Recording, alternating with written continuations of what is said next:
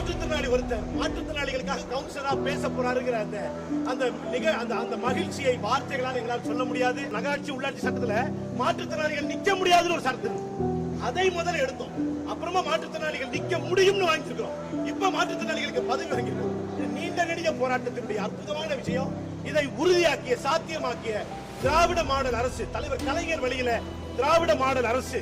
இது திராவிடம் சமூக நீதினா உடன்பால் ஊனமுற்றவர்களுக்கான நீதியும் சேர்த்ததில் இருக்கிறது என்பதுதான் அர்த்தம். சமூகத்தால் ஒடுக்கப்பட்டவர்களுக்கு மட்டுமல்ல, உடம்பால் ஊனப்பட்டவர்களுக்கான நீதியையும் சேர்த்து வழங்கினால்தான் அது சமூக நீதி 360 டிகிரி வரும். இன்னைக்கு 360 டிகிரியை இந்த அரசு தொட்டு இருக்கிறது.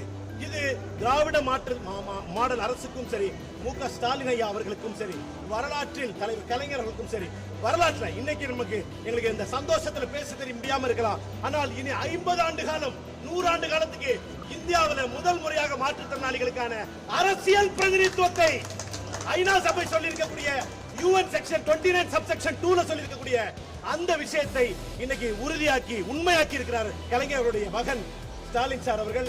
Sir, thank you so much Stalin sir, we love you sir. இந்த வார்த்தை thank you is a small word sir. Sir, thank you சொல்லி முடியாது சார். எனக்கு எங்களுடைய கடைக்கோடி ஊனமுற்றவன் ஒருத்தன் அவன் பேசுறது என் கண்ணில் தெரியுது சார். சார், அதுக்கு நீங்க தான் காரணம்ங்கிறத இந்த வரலாறு சொல்லும் சார். சார், பத்திரிகைக்கு பேட்டி கொடுக்கல sir. Sir, we love you sir.